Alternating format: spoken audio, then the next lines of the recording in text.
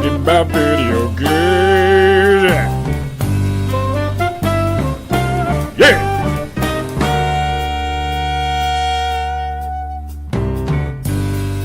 Hello, everyone, and welcome back to the Donkey Kong Artist Podcast. Honestly, I should be saying welcome back to myself and to my wonderful co-hosts, Eben Arnold and Collin because we took a little bit of a break to resort some audio issues and also for me to go through another cold. Yay! 2018 has been fun. How are you guys doing? I hope you're not as sick as I have been. I'm not. I don't get sick. I'm a healthy young boy over here. I don't get sick. I don't think I've been sick all year, but I'm doing well. Glad to see you back from the dead. Thank you. Eddie eats his vegetables, and he is a very strapping young man. Unlike Collin Codega, who lives exclusively on Hot Pockets. Is that not? I was going to say, correct? No, I've actually branched out into Taco Bell lately. Bell. Yeah, Taco Bell, some health food. But no, I think things are going, doing well. Definitely have not been sick, so my health is pretty good. I did go camping, and it was really hot out. So, Collin, you went outside? I'm happy to be inside and playing video games again. It's nice that one of you is going outside. That makes me happy. Hey, I went outside 2 days this week. Whoa! 2 days. Look at you. Like Paul Bunyan or some other type of outdoor guys. I don't know outdoor people. What I do know is that Epic Games is making $8 bajillion dollars. In a more realistic report with actual numbers that are not made up off the top of my head, Fortnite earned $318 million in the month of May. In May, it made $318 million. And if you think that's a really good month, also know that the month before, they made $296 million in 1 month for a free game. Just let that sink in and wonder what it is doing to the industry at large. It is amazing the amount of money this is making. I mean, it's incredible, and the funny thing to think about, too, is that this doesn't even include the Switch launch that happened on June 12th, because I've actually been playing Fortnite a ton lately.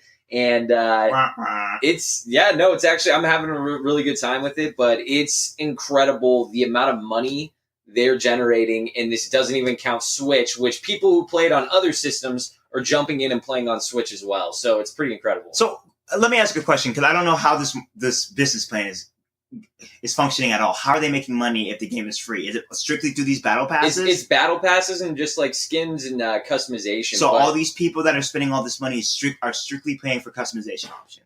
Or the battle pass, which is basically you're saying, hey, and the smart thing is it's not like DLC with Call of Duty or something where, you're kind of buying it up front. You slowly get stuff over the entire year. This is just you're buying a battle pass for the season. It's 10 weeks. And you unlock challenges as different XP challenges and boosts, and that's how you get different cosmetics that if you're leveling up without the pass, you don't level up as quick and you miss out on a ton of cosmetics. So that's how they get people dishing out money. Fascinating. Let me just point something out, because I feel like we live in an outrage to outrage culture where we live through an outrage, we move on, and we never bring up that outrage ever again, and it drives me crazy. Last year, not even an entire year ago, everyone lost their mind because of the loot crate issue that was going on in Star Wars Battlefront 2. Thank you very much. I just got tea delivered to me. That's the type of life that I live. Oh, look at you. Over there, Mr. T guy. Woo. Mr. T guy. Anyway, so everyone lost their mind less than a year ago over this game because they were charging people, and to be fair, a lot of it could have been seen as gambling or a pay-to-win type of situation. However, the point that I want to point out, and the thing that we've talked about many times on this podcast and is the talk of video game business in general right now, is that the business has changed and this is the way it's done. And nobody is talking crap about Fortnite because they are the top dog in this industry. We have found out now that it is okay to charge people microtransactions all the time, a model that has been in mobile gaming since pretty much the start. And now it is bleeding over into actual gaming, and it's being proven to be the most profitable model you could possibly ever use. So not only is it here, it has arrived, but it is going to be the future trend for a long time. And yet we all lost our minds less than a year ago for a very, very similar thing in a different game. See, I would bring up the main difference with it, though, is one, I think the Star Wars IP in itself is setting yourself up to deal with fanboys and people getting really upset that they can't play Darth Vader right off the bat, that they have to... Oh, those people who bullied an actress offline? Those people? Yeah. Yes, like those people. And on top of that, I think the model of Fortnite is set up to succeed a lot more because it's all seasonal, like cosmetics and skins and everything are timed. So it's all about playing in that moment to get the newest thing. But they constantly release new stuff. They're constantly tweaking the game, which Battlefront, what they went for is just, hey, we're going to put up this huge paywall, give us money, and they haven't added that much to the game beyond that. And just to add in, Fortnite doesn't charge you that $60 for the base game, and Battlefront does. So when you have something like that, when you have gamers that go out and pay $60 or $80 for the dum-dums that paid for the deluxe edition for whatever reason you want to do that, it stings because you pay the $80, you think you get all this stuff included, but it's still not included. So Fortnite doesn't really do that type of thing. I'm not a Fortnite fan. I will never, ever, ever support Fortnite. But I think that's why it's a little bit more forgiving for Fortnite to have this type of egregious system. Because I agree with you, Pat. The Battle Pass is disgusting. Were those my words? No, those weren't your words. I'm paraphrasing. But taking some liberties. Liberties with your words. But still, it's just, I see your point, because people absolutely bash Battlefront for doing the same thing, and Fortnite's doing the same thing. They're just not charging that $60. And Collin's two reasons I kind of agree with. But those are secondary.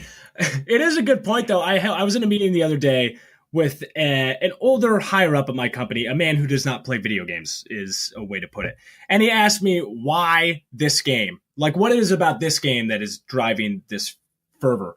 And the easiest way for me to distill it down was that somebody finally found a way to make a game that's free, that's also doesn't feel free when you play it, I guess is the best way that I can think of it. Because I pick up this game, and I played, decent free games before, but you always knew that it was a free game. It wasn't like other games. This feels like something I would pay $10, $20 for if I was going to pick up Fortnite. And then the social aspect around it makes it even better, and it runs flawlessly. It's a well-made game, frankly. And it's quick. I've been watching Collin play, and it's kind of funny because he'll get in the game, he'll die. I'll go do something, and then I'll come back, and he's like, "Oh, I played 2 or 3 games since then." Which I was a huge fan of PUBG when it came out, but this is what I think is making Fortnite stick a little bit better for me, is because I don't have the time to play all the time. And so it's great that I can drop in, and I love it on the Switch because now I have it as a secondary screen, so I can watch the Giants and watch baseball. That's a little bit slower sport, and play some Fortnite while I do it. So I think the Switch has really sold me on Fortnite. Yeah, it's sort of the perfect marriage of that, because it feels. I mean, it's already on mobile, right? We already have Fortnite on mobile, but to have it on a console mobile, like a mobile console, it's the perfect thing. And I already have it on my PlayStation. I was thinking of just downloading it on my Switch again, because why not? Dude, we should play. Because it's quick to download. The thing is, there's you won't be able to play. I have it on PlayStation. You have to create a new Epic account. Yeah, you won't be able to play because Sony doesn't want you playing Fortnite on a Nintendo Switch if you've already owned it for Sony. I had this written down to bring this up because I find this entire thing very funny. That everyone is so pissed off about this, and it's just like, really? Yes, people weren't expecting this. But I haven't spent a single dollar on it on PlayStation 4, and it's just like, all right, I'll download it on Switch, and I did buy it. But there's a lot of people that have spent a lot of money and a lot of time putting into that onto PlayStation that wanted to switch over to the Switch. And keep playing it on PlayStation. Well, I mean, it's more convenient on the Switch, and a lot of people are talking about that. They like it on the Switch, and a lot of PlayStation players are heavily playing their Switch right now. I don't know. We're getting to this weird point where we feel, well, we're not getting there. We've always been like this, I guess. But Sony doesn't owe you anything. And frankly, it's a smarter business decision for them not to do it. At least it was until everyone started having such backlash against it. And Microsoft has nothing to lose because they've already lost this cycle. They're done.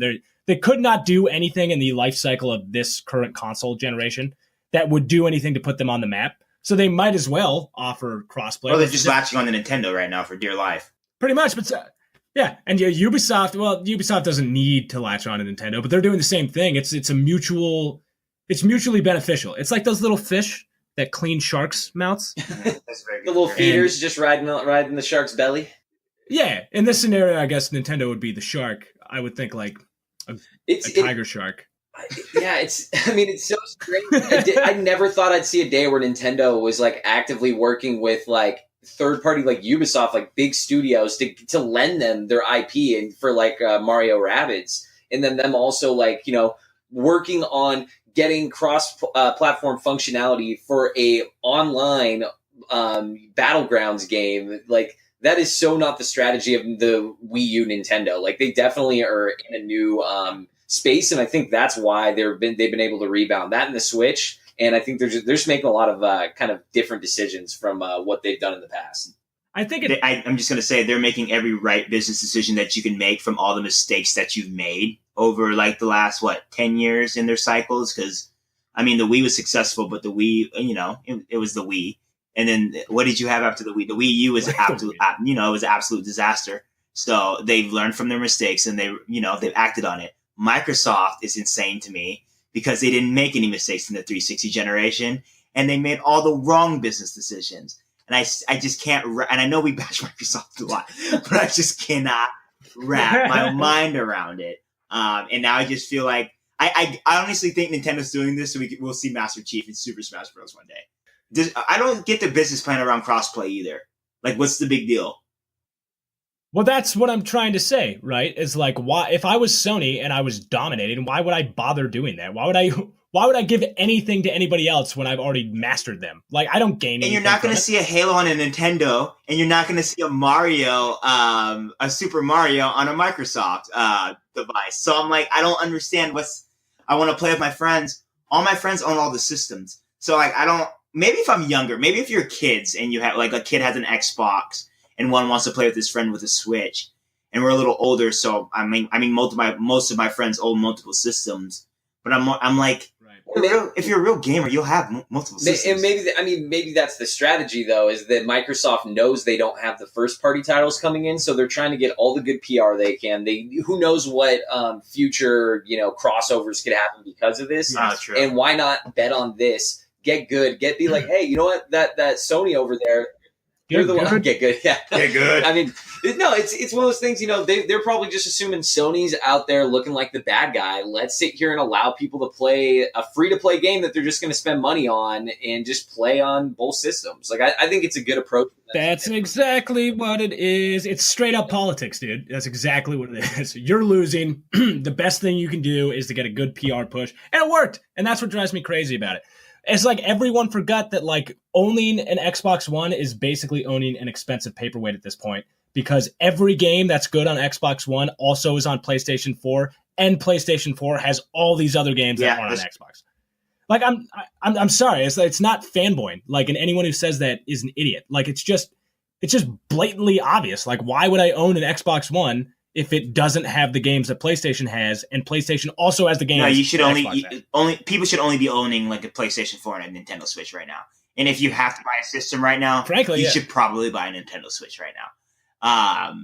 I absolutely agree. I would like to also point out that, and you said it earlier, is that the Xbox 360 was a fantastically run system, and it beat the PlayStation 3. So it's not like Microsoft, they just flip-flopped, and the same thing was happening last cycle that nobody seems to remember, is that Microsoft was shutting down crossplay, and people were getting upset at Microsoft when Sony was offering crossplay.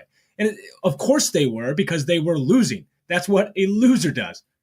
Yeah, no, so that's absolutely... It's blatant politics. It's straight up politics, and Microsoft's gonna play the game, and what it comes down to is that they lost sight of what made the 360 work, and it was because it was just made for gamers.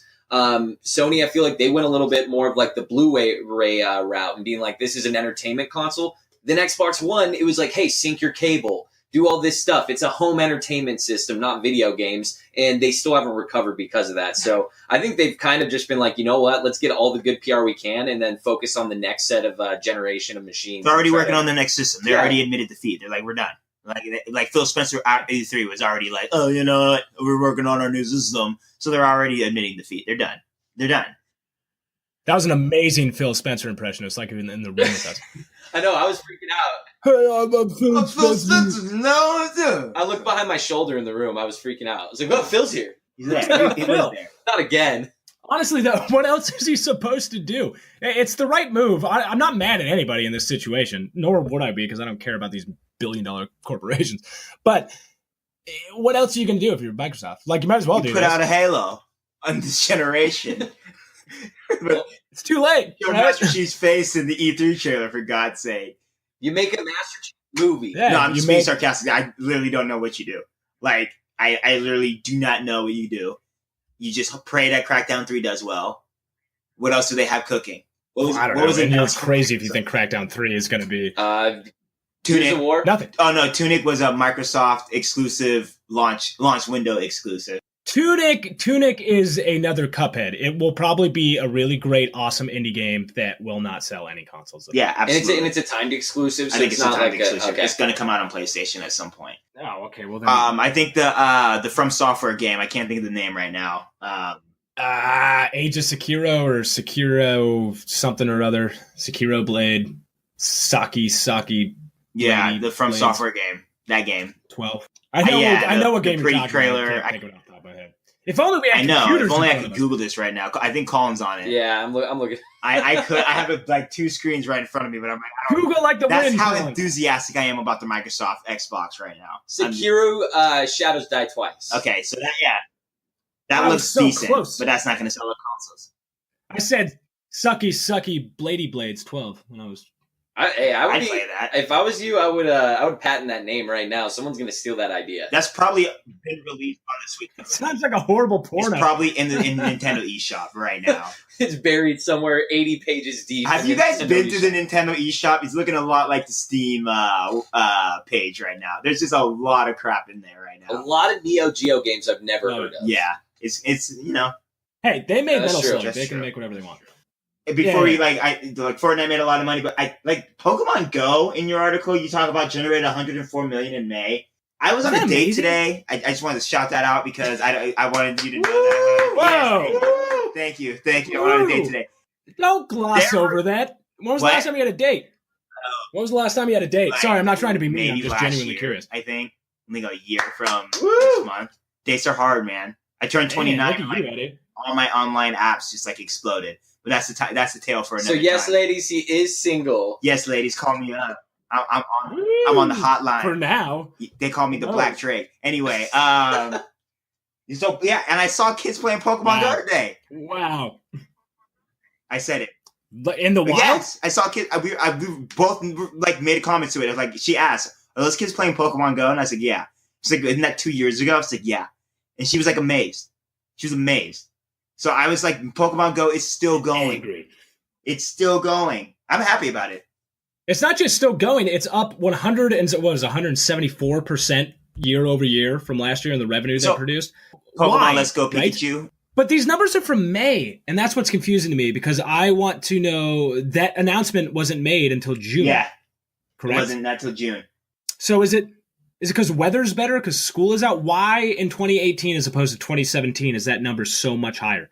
Why the interest in I think it's the Pocket Pokemon Monster? Let's Go Pikachu and Pokemon Let's Go Eevee. I think all the Pokemon that you catch in Pokemon Go transfers over to that to your game over there. It does. And I think a lot of people are clamoring for a Pokemon Go game or a Pokemon game in general, and they don't care how crappy it is. They're gonna play it because let's be honest, that Pokemon Pikachu, Pokemon Let's Go Eevee does not look thrilling at all. I played that game, and that little Pokeball accessory is the coolest thing I've ever used in my life. So Did you enjoy the game though? I don't remember the game. I do remember throwing a ball at a caterpillar's head and thinking it was It's not a the real coolest thing I've ever done Pokemon in my life. So It's just And then Pokemon when- battles, right? yeah, so I don't know. What is a real Pokemon experience? Go through 4 years of university and smoke weed in a dorm room with Ash. That was my Pokemon experience. What was yours? I'd play that. Oh, man, it was mind opening, bro. But going out into the wild, catching different Pokemon, battling them, leveling them up. I think all that's been removed. It's just about you taking these. I may be wrong because I have not read anything about this game. So I think it's blending Pokemon Go and it's two experiences that you can still play on Switch. It's a watered down version, but I think you still move around a character and stuff like that. Okay. Okay. I don't know. I think right now what people are excited You about do. is they just introduced trading finally. in Pokemon Go, so people are actually like being able to trade their Pokemon. So I know a lot of people were getting back into it and like gearing up for that, I guess. And I'm assuming since it's a free to play game, you probably have to use some sort of stupid currency called shards or Char coins. or like tiers of Pikachu, and you use those to do trades. So I bet you money they get you that way after you do a couple trades. It's like, oh, this meter needs to refill before you can do another one or pay. That is exactly I what guarantee it you is. that's the case. Again, why wouldn't you? That's stupid business not to do that. Yeah, well, no, people. It just like with Fortnite, what we're talking about, people are willing to spend. They're willing to spend digitally now, where they're definitely people are okay with not getting anything physical and just downloading. It's a No, regular sell me on Pokemon Pokemon. experience, except you don't battle the wild Pokemon that you catch. You just throw the Pokeball at them. Yeah, And you and you store lock them them in up a like cage. slaves. So, I guess I don't want to play that. Well, it's Pokemon. It's the exact Yeah. same as every other It's a Pokemon. gimmick to sell that Pokeball to me. That's like $80, I heard. That Pokeball is pretty sweet, though. When you catch a Pokemon and you shake it by your ear, you can hear the Pokemon inside of the ball. Did it cry? Feed me. There's no windows. Hungry. That sounds terrifying. That sounds terrifying. So, Oh, so yeah, essentially, it the sounds bond good. that you get with your Pokemon is Stockholm syndrome. That's all that is. Hey, I'm just more thinking. I'm more Pretty thinking much, this as a child, a parenting technique. You tell your kid, be like, "Hey, you hear little Eevee in there? You act up. You act up, and you're going in there too." That'd be great. Oh my That'd be God. great. I'm sold That's how on they should Pokemon market Let's it. Go a Pikachu for that reason. I'm gonna buy it so I can say my students like tick tick tick tick tick kids. Like, hey, Ash Ketchum gonna catch them all. Well, Isn't it's it making amazing that Pokemon, which came out in 1996, it's still a huge, huge property. It's been around for 22 years now, and it's still, with kids, it's still the coolest thing. It's not like the adults now are the fans of Pokemon, even though there are a lot of those people, and I don't like them. But it's also the kids. But It's I still was kids looking love at those Pokemon. kids today. They were teenagers, right? And I'm thinking about it, and I'm like, you know what? We would have probably been playing a lot of Pokemon Go at that age too, because we were doing a lot of wandering around. Because what do teenagers do? They just wander. So I'm thinking about all those times. They smoke weed and they walk. And those Oh are my like God! the Can you two things to imagine enjoy our group Pokemon. of friends in high school running around the Hilton, which is now the Grand Sierra casino floor, trying to catch Pokemon and running and screaming? That would be exactly what we do at age Yeah, 15. exactly. Except these kids Catching were walking very beacons. early. They're very pleasant. We would have been like kicking down Kicking people. out trash cans. We would have been like doing front flips, trying to jump down the stairs, catching Pokemon. Yeah, I mean, you can catch Pokemon like a chump, or you can catch it like a pro. Yeah. And that involves knocking people over. Freestyle running while catching Pokemon, baby. I don't condone violence. I'm just saying that if you want to catch a wild rat, I don't know any Pokemon. I'm sorry. Rat-a-tat, you were there. You were close. Rat-a-tat. I was close. The only one I know is Eakins because it's snake backwards, and he's a snake, Yeah, so that's pretty it's cool. Pretty easy to remember. That's pretty cool. Yeah, it's making money still. I can't believe it. Mobile games are doing well. They're not just doing well. I mean, like they're burying everything else. It's a global revenue for video games is $9.1 billion in the month of May. $9.1 billion across the world, video games alone. No industry in terms of media and in terms of entertainment, maybe social media, but movies don't come close, music doesn't come close, television doesn't come close. It is amazing the revenue that games make. And almost all of that is driven by these little tiny transactions of like 99 cents to $10. Right. Those casino games, I can't tell you how many times if I'm at the airport, I've been traveling a bit, or if I'm at a restaurant, just seeing people on their phone or iPad playing like slot machine games. It's like little simple, and people are willing to just like, oh yeah, I already have my card attached to my phone, or my why not spend $5? My mom is always on Candy Crush. Still to this day, my mom, I will look over at and when I'm at home, and I'll look over. My mom's always playing Candy Crush to this day. My mom plays the hell. My mom loves Match 3 puzzle games. That's where I get it from, because we used to play them growing up on my Nintendo.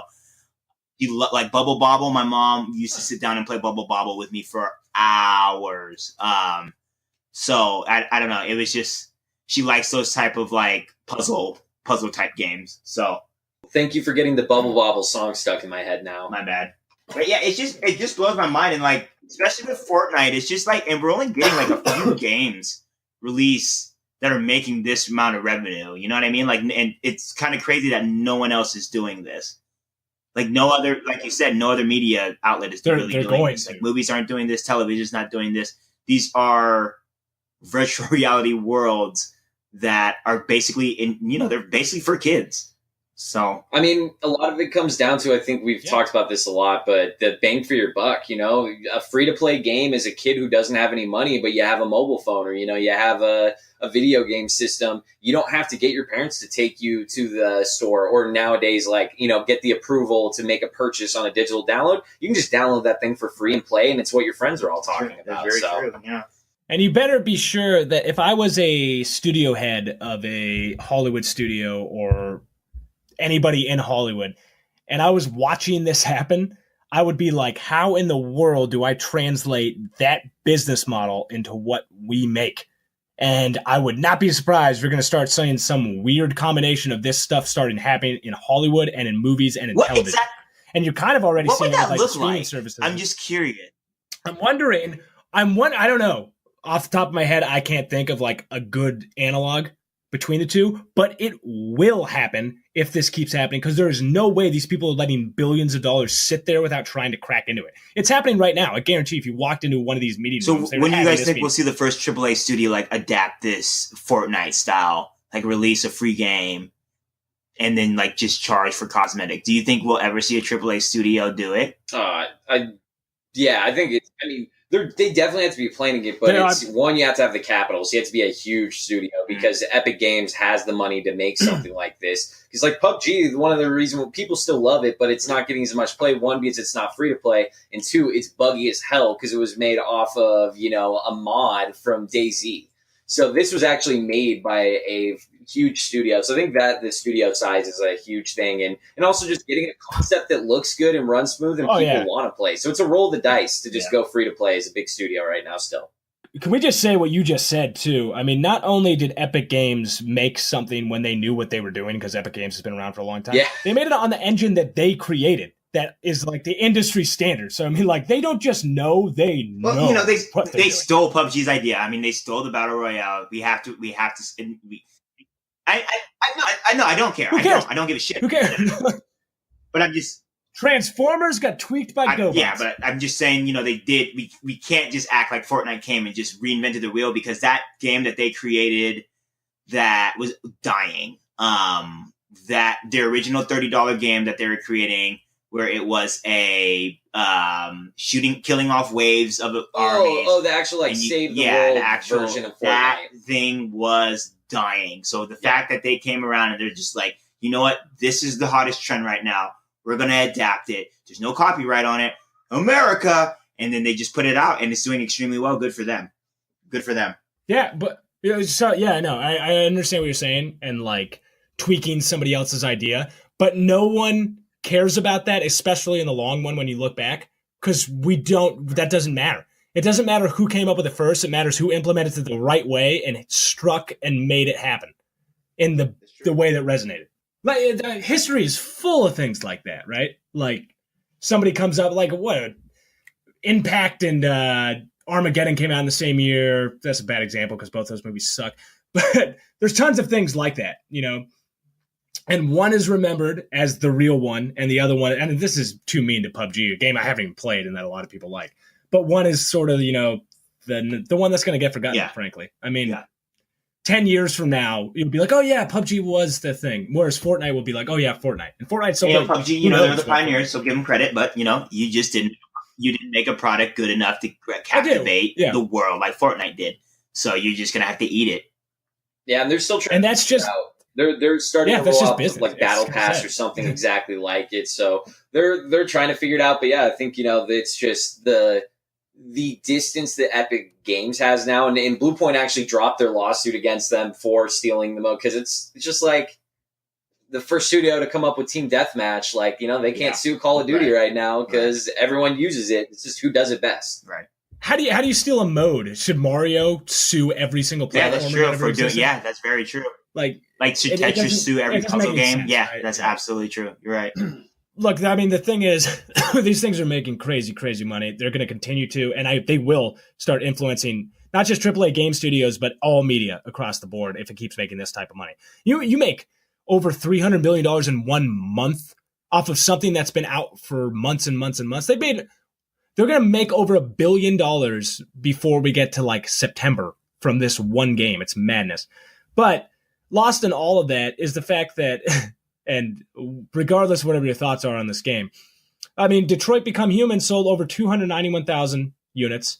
Before that, the month before, God of War was a bestseller and sold over 1 million units in its first 3 days.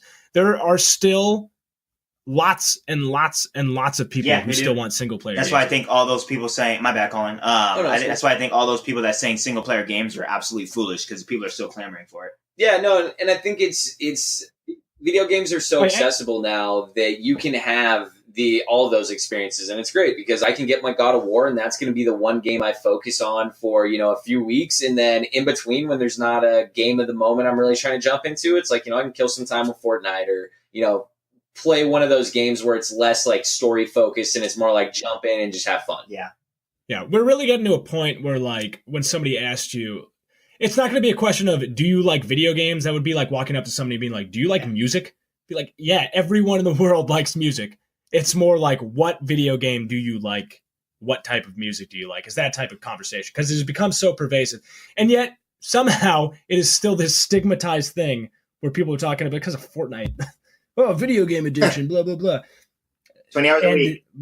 Whatever. Like, sure. Yeah, whatever. You can be too into anything, really. But, I mean, this isn't anything new. It's the same thing over and over again. At what point does this stop being a fringe? It's not a fringe thing already. When do we stop treating it like a fringe thing? And this is a conversation we've had a million times, and then I scream at people on the street as I'm walking down it. But it's madness to me. I don't understand why this particular media is still looked at like this redheaded stepchild. Can you say that anymore, by the way? Is that a super offensive thing to say? No, I think you're good. I think you're good on that one. Oh, no, it's going to be really interesting. I'm excited for the partnership between Telltale and Netflix because I think the more and more you get a blend of the two in media, it's going to open up people. But I mean, I was hearing from a lot of the personalities in video games I follow that are in media for E3. And a lot of them were saying they would go up and talk to people about games. And especially when they're talking to PR people that don't make the games, they would like be chatting. They're like, oh, you're a gamer? Like kind of like being shocked. So there still is that for people who work in these large companies. They just don't play the games themselves. And even for your random, like, everyday person, there's still a stigma that video games are for children and that people that play video games are very immature. I still see it in a vast majority of people. That's why video games make a lot of money, but I wonder if people that play video games are vocal about it. Because I don't see the same... I don't see people my age really like, and I don't know if you guys can touch on it. Like maybe you're in different industries. Maybe it's because I'm an educator and people just don't play games, but I just don't see people my age or older really clamoring over video games. It's all very, very still stigmatized. Like even when I tell people that I play, they look at me like I'm crazy. I think it's your industry. Cause I definitely in working in tech and like customer service, just working with a lot of young people kind of in our age group or younger. I feel like video games, it's funny, I think a lot has changed in the last recent years where I'll talk to people and find out where people are willing to like make jokes about like, oh yeah, like 7 or 8 years ago, I had a phase where for a year I like didn't leave my house and played WoW. And it'd be people you would totally not guess that they were addicted to WoW and played it every single day. So it is really interesting where I feel like people are more open to talk about it, but there's still a way to go with the baby boomer generation, I think, is a huge part. And even younger. People in their 30s? Like mid to late 30s, 40s? Are they like still open to it, or is it just like a millennial thing? I think I'm predominantly millennial, but I think there is pockets of people that are more willing to say they're gamers that are older. Also, I think a lot of the media, I have to call out a lot of the media and people I follow and social stuff, is all kind of people that enjoy the video game industry as a whole. So I think that's why I kind of expose myself to a lot of people that I don't expose myself actually. I mean, it's evident. I mean, I'm treading a thin line. I'm not talking nonsense about any other publication, but when you have people like Forbes and Variety and like who else did I see? Like GM and is it the Hollywood Reporter, like start writing about video games when it was basically like, think about the publications we used to pick up that used to like write about video games back in the day. It was Game Informer, Games EGM. It was like Nintendo Power. It was Game Pro. Nintendo Power has a podcast now, and it's pretty sweet. So I have to check that out. Yeah, we'll check it out. Check for that my out. friends over in But the yeah, Kingdom. like I was saying, like you see all these publications that would never cover video games. Never, ever, ever, ever. And now you have like their video games are on their front page next to like their stories about Uma Thurman. Yeah. That's the first like celebrity that popped in my mind for some reason. Yeah. I mean, yeah, it's when we you were got your talking finger on about the right pulse, before dude. the show, we're like, hey, let's talk into Fortnite. I typed in Fortnite on Google, doing a little research, and Forbes had one of the top news articles is about them previewing the leak of what the Season 4 Battle Pass will be and what the level ups and customization will be. Like, that's insane. That was a Forbes article. It had nothing to do with money. It was about what the Battle Pass was. Let me speak to this as somebody who's in it in a weird position because I'm literally the people that you're talking about right now. When I was at E3, which has everyone at it, so every major video game publication is obviously going to be there, but then also people from other things that are just kind of, there to pick up on it because it's a big convention. Same thing if you went to like a big car show or whatever it is in Los Angeles. And then people trying to break into this industry that are more established outlets. The group of people I was hanging out with when I was at E3 primarily were a bunch of guys who used to work at Game Informer and then no longer work there. And then, GameSpot, I'm sorry, I misspoke. And then a woman who is now a freelancer for a lot of different places, but she was there under the banner of the New York Times. And so for me and her, it was sort of one of those, we're allowed in, but we're outsider type of thing, just based on our outlets. And that makes it sound like we weren't welcome, but it was actually the complete opposite of that from almost everyone there. Because for a lot of these video game places, it's exactly what you just said, Eddie. They're used to Game Informer is going to write about them no matter what. So is GameSpot, so is Polygon, so is Kotaku. They already have that audience. They have it. What we represent is a much different audience that games doesn't have yet. And I don't understand why it doesn't have it already and why I am a pioneer in this in something that I feel like I'm actually way behind the curve on. And it is insane to me that I'm given the access I am just because of, I mean, it's not. It's like that when you work for a big publication. I understand it. But when you're running around with the New York Times, and I'm not trying to equate THR with the New York Times, even though THR is great. But when you have that combined power, you get into a lot of places and people treat you differently because of how big the publication is behind it. But particularly so when you're at a place where they want that type of thing and you represent this entire untapped source that they haven't gotten to yet. It's a really strange experience of what's going on right now in video game journalism, and it's not going to last for much longer. And to be on the inside of it and be on the like the front lines of it or whatever it is, it's funny to see the way that people interact, not just publicists, but also the other journalists that I meet from more established video game publications. So it's a different time. Things are changing, and it's going to change very rapidly. Like you said, Variety's getting into it. THR is now covering games. All these trades that were traditional Hollywood, and these Variety and THR have been around for almost 100 years covering Hollywood. And now they're getting into video games. And like that is a big move. And a lot of people in the industry are noticing that, So it's just games are here and they're going to stay for a long time. We all know that.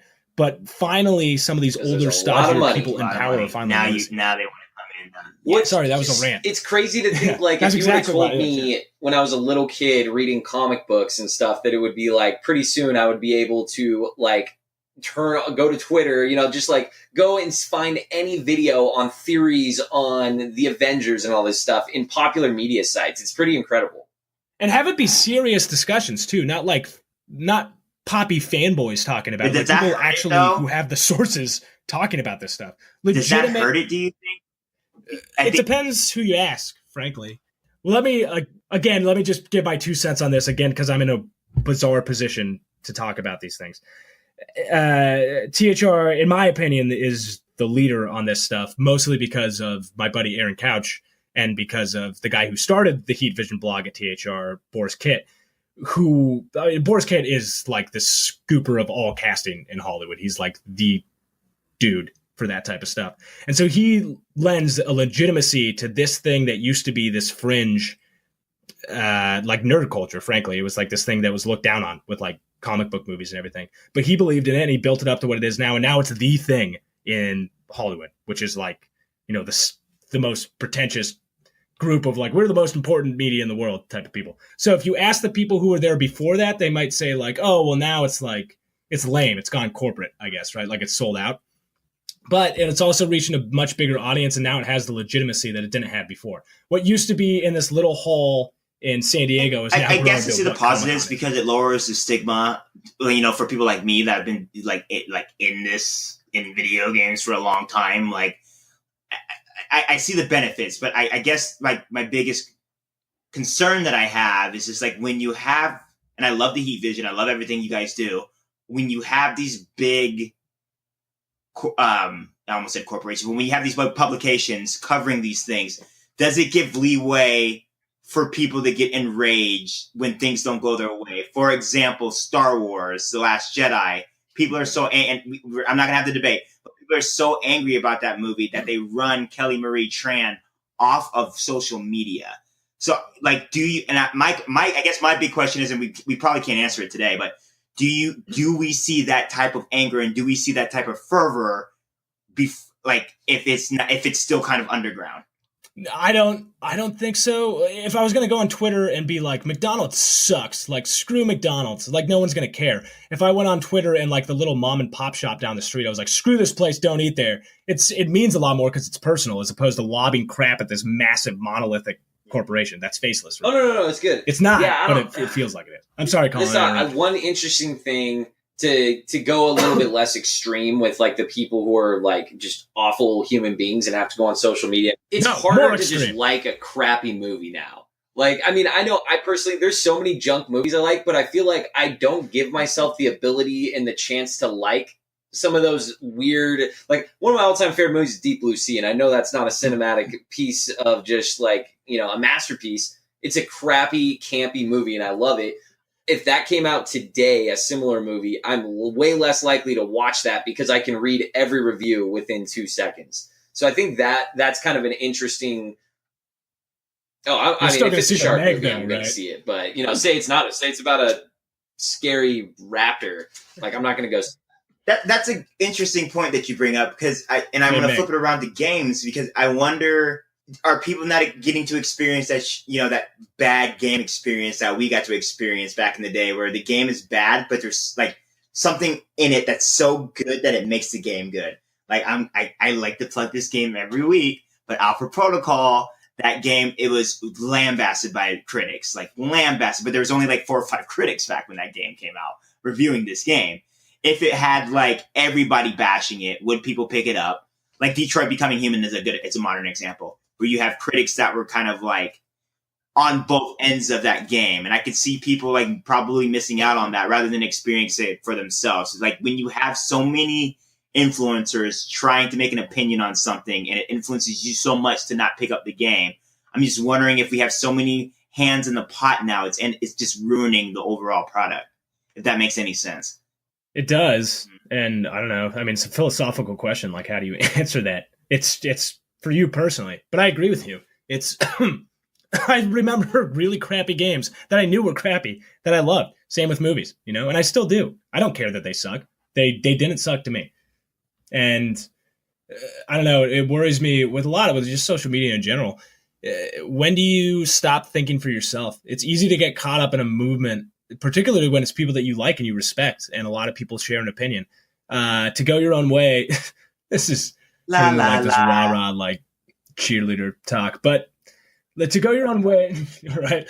It is. It's hard. It's hard to have your own opinion, and to have it openly is a hard thing to do as well. You don't have to have it openly either. If you want to play those games, play those games. I do think it's a legitimate concern. I understand what you're saying. Popping in, we're having a good conversation today. But it's just something that I often think about. Like, I wonder how different the games industry, and it's gonna, like you said, Pat, it's just gonna get bigger. We're gonna see more publications cover these things. We're gonna see like Cosmopolitan covering games soon.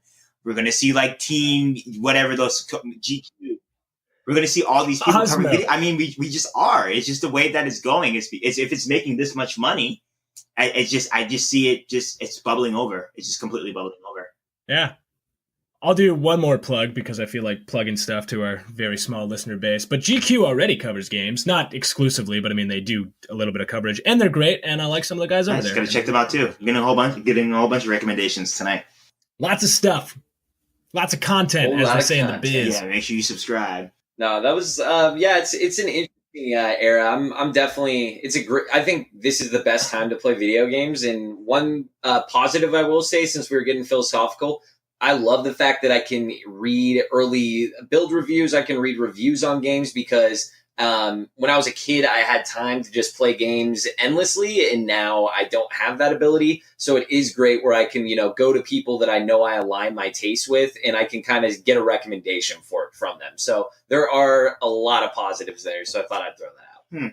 What a time to be alive and playing games. And also to steal games from other developers. And I wanted to touch on this because I played this game and it's awesome, and this really pissed me off. But if anybody doesn't know, Fight it. sorry, I still am fighting this thing. There's a game.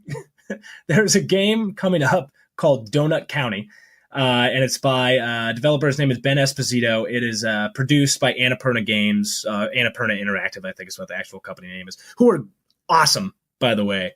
All they make is these amazing indie games. They also make incredible movies, but they've made fantastic games. And they have some good ones coming out called Outer Wilds is another good one.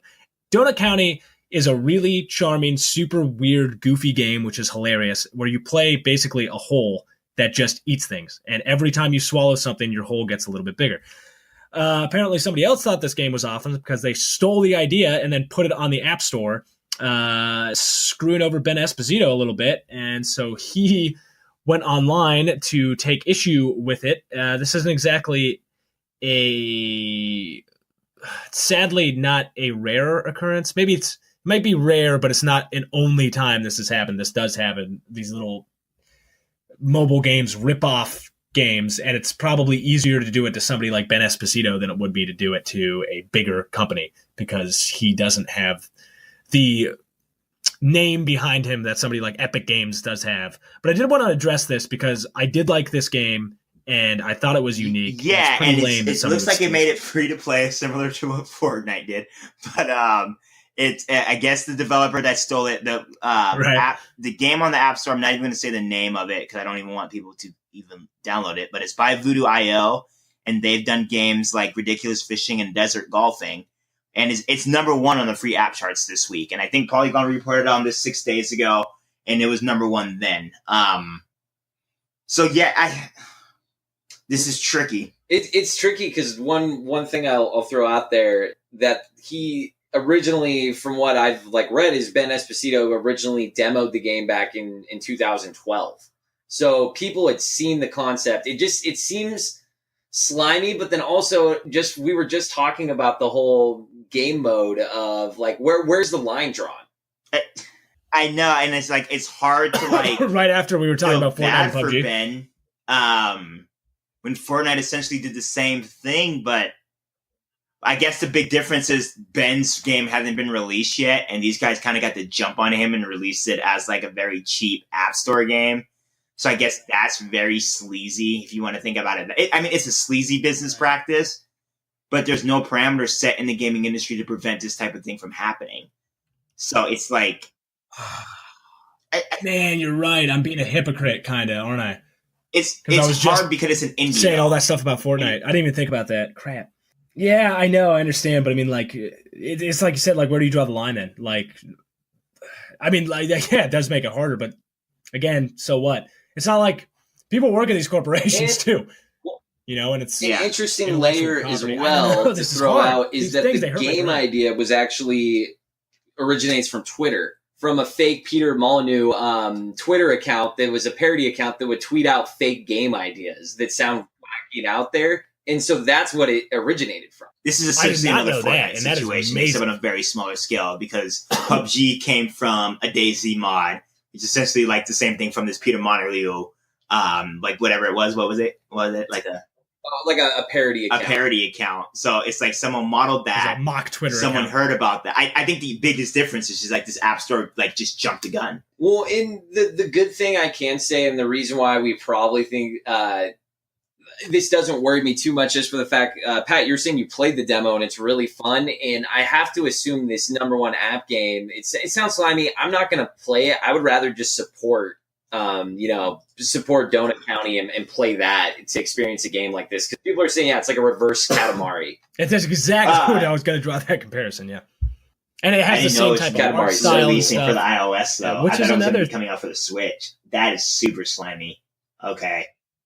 It is coming to PlayStation. It's coming to Mac now, and right? PC, yeah. It doesn't look like it's coming for PlayStation 4 or Xbox. No, I think it is PlayStation 4. And if it's on PC, wouldn't it be like, is it the Microsoft PC, like how you can play it both on Xbox and Microsoft, I wonder? But Oh, you're right. Okay, it's coming out for PS4. Okay. it says PC, mobile, and PS4 is what I'm finding. You can play it on a console. Okay. So yeah, all right. So I guess that's the big thing is he's probably I going to played be it able on to a make money console, from so the consoles, and I don't think this whole IO game is going to. Oh, I just said the name of the fucking game. The whole IO game is. I don't think it's going to be on any console, so I guess he has that. But it's still a sleazy thing. But man, that's a tough one. That's a tough one because we'd have to bash on Fortnite for doing the same thing. You're right, and it's like I don't want to be a hypocrite, so I can understand that. I can think both. I think, and I think I can think it's a sleazy thing to do, but I can also it's business, and there aren't any legal statutes so far as we know, unless a lawsuit comes up and they lose, that this is something that you can't do. I just know that I liked this game, and I was blown away by the charm of it, and I like seeing games like this with like unique gameplay aspects to it. Well done, by the way. So it was personally a little annoying to me because it was a game that I had on my radar and I was going to tell people about. And then this happens. This is not the capacity in which I wanted to talk about this and I agree with you, Pat, because when I saw the game first revealed at E3, I think a year ago, I was like, give me this game. Is it at which this game was supposed to be released this year? I wonder where it is. I was like, give me this game. So it sucks. It's an unfortunate situation. I hate to see that happen to Ben Espinito, but hopefully the proof is in the pudding and he has the better game and people will go out and support that. And I have a feeling that's the way it's going to play out, especially with the mobile market. It's what's the hot game right now. Who knows next week if this game is completely buried in the charts. And I looked at Whole IO. I'm going to say it again. I said it. I looked at Whole IO in the App Store. It looks like garbage. So if you're going to go play this free garbage game, go ahead and play your garbage. But just know that you're a garbage person. Way to take a stance. Yeah, take a stance. Go wait to Donut County, pay the money. One guy made Donut County, dude. I don't know how many people are behind this like whatever this crap studio is, this mobile studio is. But just go support Donut County. Quit supporting nonsense. And he made it on the side while he was working on another game. It's insane. Like support creative people doing cool shit. Yeah. Yeah, that's what I always say. Except for the times when I don't. We are running a little long in the tooth, so unfortunately we're going to have to wrap this up because this has been a really awesome conversation this week. And I miss you guys so much, and I'm so happy to be recording again. But because I have a lot of games right now, I want to do a little round of what are you playing? Mario Tennis Aces, which is the best tennis game but the worst game released this year. It's hard to explain. It's like the tennis game is phenomenal. I'm having so much fun playing it. I'm playing this game all the time. But around that game, around the tennis game, it is crap. There is nothing in that game. It is a good adventure mode. I will give it that. But other than that, the tournament mode is broken. There's no doubles that I can play with my friends. I got this game and I thought I could play. I was so upset when I got this game one of my best friends got it. He had a baby, beautiful family. He got a Switch. He was so excited. Got it for his first Father's Day. He calls me. He's like, man, we're going to get on these doubles. We're going to run these courts. I was like, yes. I got home. We were like spending all night trying to figure this out. And they didn't even have the infrastructure set up so that you can play doubles online. Like Nintendo. And it might change when they have the paid Nintendo online service in a couple of months. That might like completely shift the game. But man, oh man, I have never been so fulfilled with a game but so disappointed at the same time. It's a crazy feeling. But yes, I played that, and check out our YouTube channel because I have a playthrough video of Captain Spirit. That was just a phenomenal little experience. I like you can ask Collin. I was just so enamored by it. I could not stop talking about it. It's probably going to be in my top 10 at the end of the year. And it's free, right? It's free. It is like you can play it in one sitting. It's like a 3-hour game. It is phenomenal. Wow. The writing is so good. I loved it. From the people that made Life is Strange. Yeah, right? people that made Life is Strange, Don't Nod Entertainment, who also made Vampire, which I'm slowly making my way through. That's actually pretty good. Well, then there you go. Yes, that's what I'm playing. What are you playing, Pat? Oh, well, I'll go. playing is not the right word. Failing is a better word. I'm playing the Crash Bandicoot Insane Trilogy, which just came out on the Switch. Dude, this game is so hard. I have almost broken my Switch. This is sad and depressing. I'm almost a 30-year-old man, and I have screamed at this game. Like, it is putting a strain on my soon-to-be marriage because it is so difficult. It is the hardest game I've ever played in my life, and I played the original one, and it's harder somehow now. And frankly, this kind of annoys me. It is gorgeous what they did with this remaster, and it's still fun, and it still feels like Crash Bandicoot. They didn't fix the hitboxes, and frankly, they're so bad that it's kind of insulting that they didn't put work into these hitboxes. Yeah. They are atrociously bad. How does it feel playing it on a Switch as opposed to playing on a PlayStation when you're I've been enjoying it. I thought I would love it on the Switch because I wanted to think of it as like a second screen experience because it's Crash Bandicoot. It's really hard for me to play on that controller. I've had to actually not even imagine playing Crash Bandicoot that's not on a PlayStation controller.